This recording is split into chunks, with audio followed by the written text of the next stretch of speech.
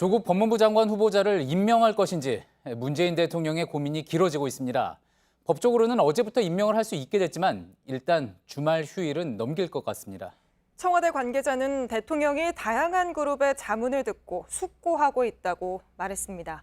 지금 총리 공관에선 고위 당정청 회의가 열리고 있는데 일단 임명해야 한다는 기류에는 변함이 없는 모습입니다. 먼저 청와대 연결해 보겠습니다. 박소연 기자가 연결돼 있습니다. 박 기자, 문 대통령이 오늘 조국 후보자 임명할 거란 관측도 있었는데 일단 오늘은 발표가 없다고 봐야겠죠? 네, 그렇습니다. 검찰의 조 후보자 배우자 기소가 막판 변수가 되고 있다, 이렇게 봐야 할 것 같습니다. 당초 청와대 내부 분위기는 조 후보자가 청문회에서 여러 가지 의혹에 대해 충분히 해명을 했다, 이런 분위기였는데요. 청문회 막판에 조 후보자 배우자가 재판에 넘겨지면서 상황이 복잡해졌고 그만큼 대통령의 고심도 깊어졌다는 게 중론입니다. 물론 검찰의 기소만으로 위법 여부를 단정할 수는 없지만요. 장관직 수행과 그리고 검찰 개혁에 적지 않은 부담으로 작용할 수 있기 때문입니다. 예. 오늘 하루 종일 청와대 내부 기류를 봤을 텐데 조 후보자를 임명해야 한다는 기류에는 지금 변함이 없는 거죠? 네, 청와대 핵심 관계자가 오전에 기자들과 만났는데요. 대통령이 임명을 결정할 수 있는 시간은 어제부터 시작됐고 그렇기 때문에 어제부터 모든 게 열려 있다면서도 하지만 현재로선 정해진 게 없다라고 말했습니다. 문 대통령은 여권 고위 관계자 등 다양한 그룹들로부터 자문을 받고 있는데요. 숙고의 시간을 이어가고 있는 것으로 보입니다. 다만 조 후보자 임명 기류가 변한 거냐 여러 여권 관계자들한테 물어봤는데요. 기류가 변하지 않았다는 답변이 대다수였습니다. 다만 검찰개혁의 불가피성, 임명을 철회할 경우 국정운영 동력이 눈에 띄게 떨어질 수 있다는 점 때문에 되돌리긴 어렵다는 게 중론입니다. 예. 자, 문 대통령이 숙고의 시간을 가지고 있다라고 청와대 관계자가 이야기를 했습니다. 특히 어떤 부분을 깊이 생각하고 있다고 볼 수가 있을까요? 아무래도 임명을 강행할 경우 청와대와 검찰의 충돌로 비칠 가능성, 나아가 법무부와 검찰 간의 관계의 불안정성 등이 당장 노출될 가능성이 있기 때문입니다. 그런 과정에서 검찰 개혁을 마무리할 수 있을지 여부도 당장 변수를 체크해야 할 부분입니다.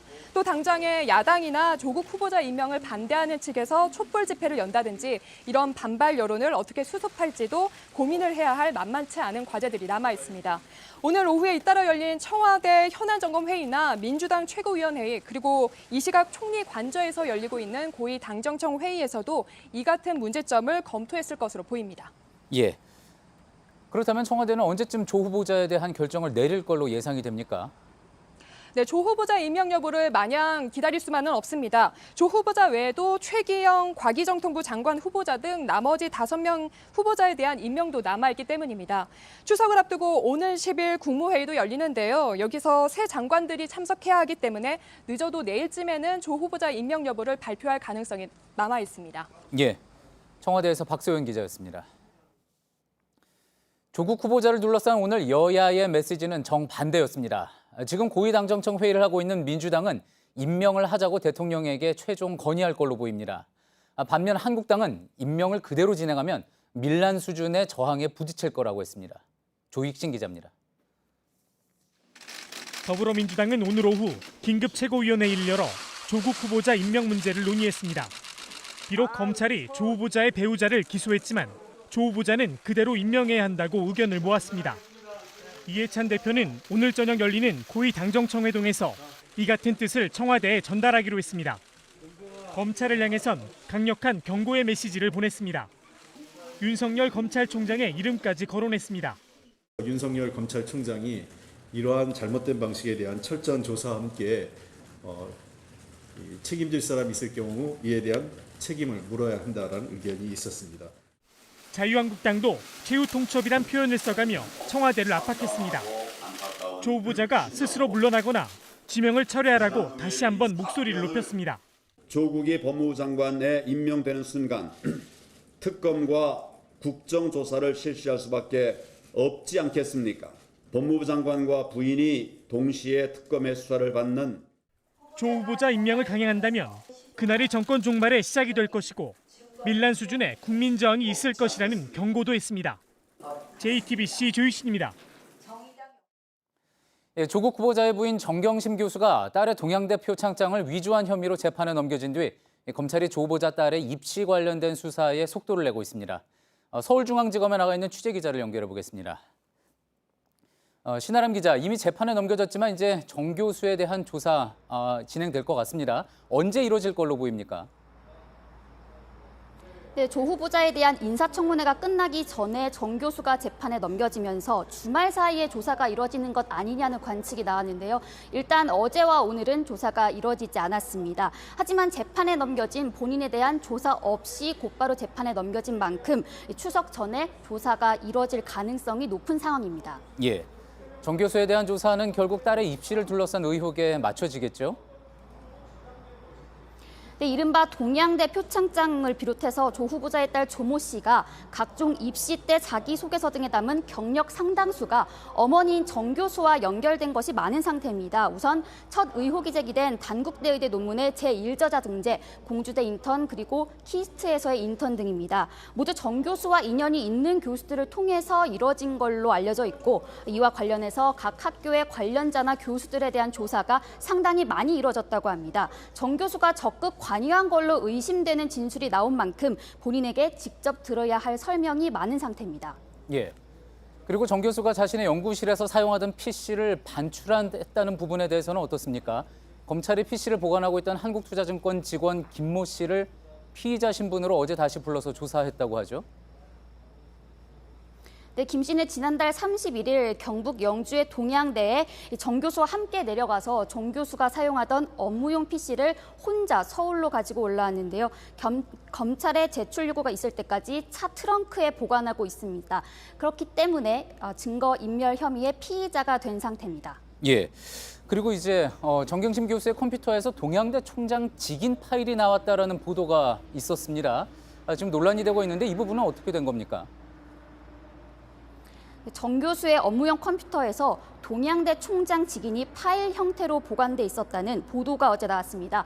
보도에 따르면 검찰은 이 파일이 정 교수의 PC에 저장돼 있던 이유와 딸 조 씨가 받았다는 총장 표창장의 직인과 같은지 등을 수사하고 있습니다. 예. 이 부분에 대해서 좀 더 이야기를 해볼까요? 정 교수는 반박을 하는 자료를 냈다고 하죠. 그리고 민주당도 문제를 제기했고요. 네, 오늘 오전 청와대 김광진 정무비서관이 자신의 소셜미디어에 정 교수의 입장을 올렸습니다. 정 교수는 그 파일이 어떻게 컴퓨터에 저장됐는지 경위나 진위 등을 알지 못한다면서 업무 과정에서 직원들로부터 여러 파일을 받았고 그중 일부가 PC에 저장된 걸로 추정된다고 밝혔습니다.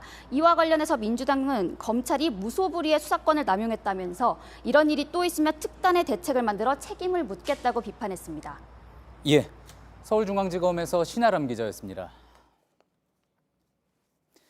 예, 여당과 조국 후보자 측은 검찰이 이번 청문회 국면에서 압수수색과 동시에 자료를 흘렸다고 비판을 하고 있습니다. 이와 관련된 이야기 한 걸음 더 들어가 보겠습니다. 정치팀의 정종문 기자가 나와 있습니다. 조금 전에 이제 신아람 기자도 이야기했습니다. 여권에서는 지금 유출을 하고 있다는 것 때문에 부글부글하고 있는 상황인데, 자 우선. 유출 논란이 시작된 거는 검찰이 부산의료원 노한중 원장의 PC를 압수수색하면서부터였죠? 네, 그렇습니다. 노 원장 PC에 있는 문건에서 문재인 대통령의 주치의로 강모 교수가 임명됐는데 본인이 깊은 역할을 했다. 이런 부분이 발견됐다는 보도가 있었습니다. 여권에선 피의 사실을 흘린다며 즉각 반발을 했는데 알고 보니 이건 언론사의 자체 취재였던 것으로 파악이 됐습니다. 예. 자, 조 후보자의 딸이 받았다는 동양대 표창장은 어떻습니까? 네, 조 후보자는 청문회 때 검찰이 압수수색한 자료를 유출했을 가능성을 언급을 했습니다. 이 부분은 직접 한번 들어보시겠습니다. 예. 그건 제가 아마 압수수색을 해서 확보한 게 아닌가 추측해 봅니다. 그렇죠? 네. 저한테도 이렇게 와 있어요. 그런데 당시 박지원 의원이 보여준 화면을 보시면요. 이렇게 뚜렷하게 컬러로 인쇄된 걸 알 수 있습니다. 검찰은 이걸 정면으로 반박합니다. 검찰이 지난달 27일 부산대 의전원을 압수수색하면서 확보한 표창장은 컬러가 아니라 흑백이란 겁니다. 2014년도 의전원은 원본이 아니라 흑백 사본을 제출하도록 했기 때문입니다. 검찰은 오늘 다시 표창장 원본을 제출해달라고 요구를 했는데 조 후보자 부인 정경심 교수 측에선 원본을 찾을 수 없다 이렇게 답변했다고 합니다. 예. 자, 박지원 의원 쪽에서는 또 이야기가 있었죠? 네, 그렇습니다. 박지원 의원 쪽에서는요. 오늘 자신의 페이스북을 통해서 검찰에서 나온 것은 아니다. 이렇게 확인을 하기도 했습니다. 예. 자, 그리고 이제 주광덕 자유한국당 의원이 공개한 생활 기록부요. 역시 검찰이 유출했다는 의혹을 받고 있죠. 네, 그렇습니다. 주 의원은 공익 제보자로부터 해당 내용을 받았다. 이렇게 하면서 출처는 밝히지 않았습니다. 그러자 민주당 박주민 의원은 해당 생활 기록부를 발급받은 사람은 조 후보자의 딸과 수사기관밖에 없다면서 수사기관이 줬을 가능성을 주장했습니다. 예, 조 후보자 딸이 직접 줬을 리는 없으니까요. 네, 그렇습니다. 그런데 청문회가 열린 6일 서울시 교육청이 조 후보자 딸의 생활 기록부를 열람한 사람을 추가로 확인합니다. 바로 한영외고 교직원입니다. 다시 말해서 검찰 말고도 유출될 수 있는 루트가 또 하나 생긴 겁니다. 검찰은 유출 가능성을 부인했는데 생활 기록부 유출 경위에 대해선 검찰과 경찰이 수사 중인 상황입니다. 예. 그 가능성에 대해서는 이제 수사를 통해서 밝혀져야지 될 부분이고요. 또 문제가 된 게 이제 조 후보자 딸이 제1저자로 등재된 논문 파일의 정보를 확인하는 과정에서 조국 후보자의 이름을 발견했다는 부분이지 않습니까? 자, 이 파일은 검찰이 유출한 걸로 볼 수가 있습니까? 단정하기는 어렵습니다. 조 후보자는 집에 있는 가족 공용 PC로 딸이 썼다 이렇게 해명을 했습니다. 그런데 검찰은 조 후보자 집을 압수수색하지 않았습니다. 따라서 어디서 흘러나갔는지는 향후 수사에서 밝혀내야 할 부분입니다. 예, 잘 들었습니다. 정정문 기자였습니다. 경남 양산경찰서는 조국 법무부 장관 후보자의 딸에 대해 신변 보호 결정을 내리고 위치 추적이 가능한 스마트워치를 지급했다고 밝혔습니다.